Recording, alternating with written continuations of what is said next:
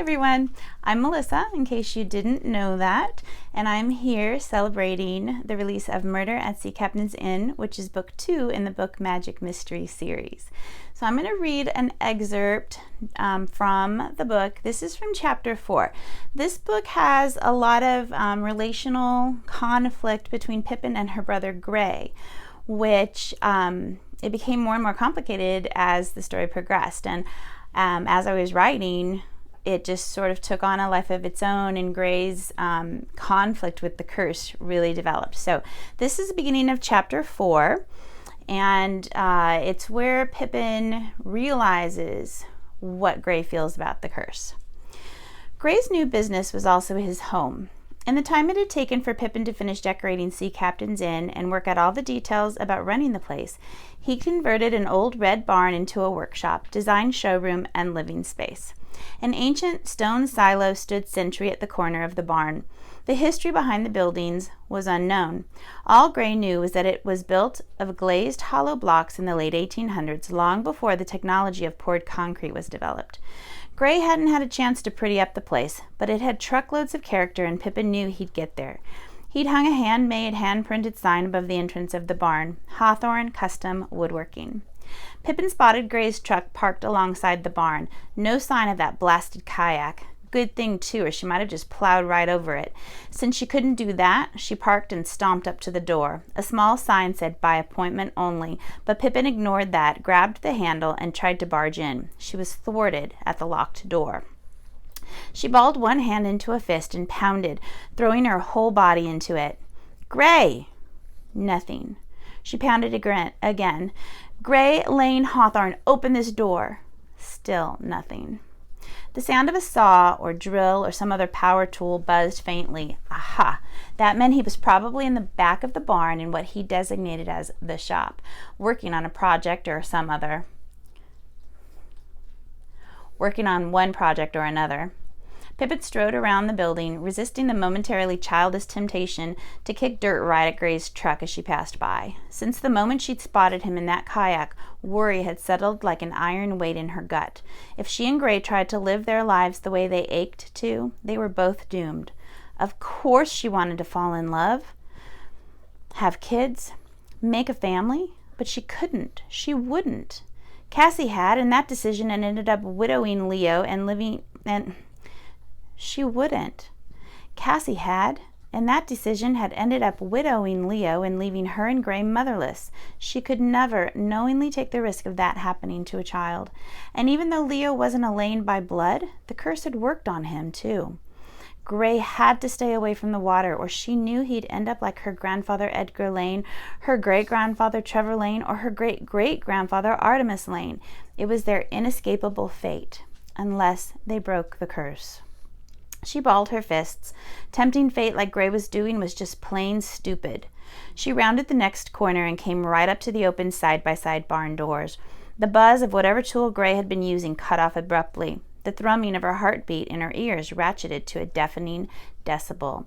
She was ready to lay into him, but stopped short at the sight in front of her. Her breath caught. What the... Disbelief propelled her forward again, a scream climbing from the pit of her stomach to her throat. "Grey!" He just set down the tool he'd been using on a table and now stood with his back to her, his hair covered with a navy bandana. He wore khaki shorts and a t-shirt, and she could see the thin layer of dust covering his arms, his legs, and his work boots. At the sound of her voice, his shoulders stiffened. He turned to look at her, defiance clearly set in his eyes and in his posture, because right there, cradled in a support that looked quite a lot like the bases Leo had used for his ships and bottles, was a round-bottomed boat. "What are you doing here, Pip?" he asked, the usual warmth of his voice cool to tepid. "What are you doing?" she demanded. That's a boat." He swiveled to look at it. "It is." She wanted to sob, to slam her fists against her chest. She wanted to sob, to slam her fists against his chest, to scream. Somehow she kept her voice steady. "Grey, why do you have a boat here?" A boat he was clearly working on. A boat he probably intended to put back in the water at some point. Grey, who was usually so level-headed, who she always been so in sync with. Grey, who was usually so level-headed, who she'd always been so in sync with, just sighed. He ran his hand over his forehead, sliding his fingers under the fabric of the bandana and slipping it off his head. His dark hair was matted down, but he clawed his fingers through it until it stood on end. "Why not?" he answered, way too flippantly for her liking. "Why not?" she repeated. "Why not? Why not?" She stared him down. "Because, Grey, the men in our family die in the ocean, remember?" Her lips twisted into a mirthless smile, and he shrugged, as if he didn't have a care in the world, as if his family wasn't cursed. "If that's how I'm going to go, at least I'll have been living my life. I'll die happy." She gaped at him, a full-on jaw-dropping goggle. "What are you talking about?" "I've fought it my whole life, but I can't do it anymore." He gave a resigned sigh. "I just can't." Her heartbeat jerked into an agitated thumping. "You can't protect yourself anymore? Is that what you're saying? So what?" She threw her hands up in frustration. "I want to have a child at some point, so I could just go get pregnant and forget about the consequences? Forget about the fact that not only might I die, scratch that, I will die, I'll also leave my child motherless and alone to face the curse on their own. It's your life. You need to make your own choices." "But it's not just my life. It's the life of my child, the curse he or she will bear. And then what about my potential future grandchildren who will also be plagued with it? We have to take this seriously. I can't get pregnant any more than you can get someone pregnant. You can't commit your future Lane's son or daughter to our fate."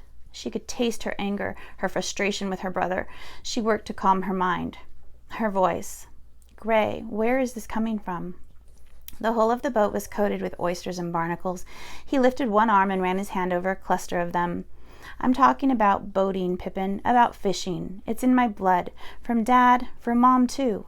I don't want to deny it anymore. I don't want to sit here like a coward." She looked at the boat, its wood planking coated in thick green slime, a power washer set off to one side. On a small portable table sat a collection of scrapers and putty knives. She could see his process. He cleaned what he could with water and used elbow grease to take care of the rest. Then he'd sand it and paint it and get it seaworthy. This was so much worse than seeing him in the kayak. "The curse is in your blood. You're willing to risk your life so you can fish?" He gave an embittered sigh. "It is." He gave an embittered sigh. "Is it, though? I don't even know if I believe it." She balked. "What?" He looked at the boat, picked at a barnacle. "It doesn't matter. You don't understand. It's like an ache, an itch I can't scratch. The water, it's like a damn siren, and I don't want to ignore it anymore." A siren. Like in the Odyssey, the book that had led her to the truth about her father. She controlled her breath. In and out, in and out. "But I do understand," she said, her voice low. She felt the same ache, the same itch. He looked at her, his angry expression disintegrating, replaced by his comprehension of what she meant. "I know you want to figure out how to stop this whole thing, but Peavy, come on. If our parents couldn't do it, what makes you think you can?" She asked herself that question 100 different ways. She'd asked herself that question 100 different ways. She didn't have a satisfactory answer for herself, let alone for Grey. All she could say was, "I have to try." Okay, that was chapter 4 of Murder at Sea Captain's Inn. I hope you enjoyed it. I hope you go buy the book. Stick around. We have lots of fun coming.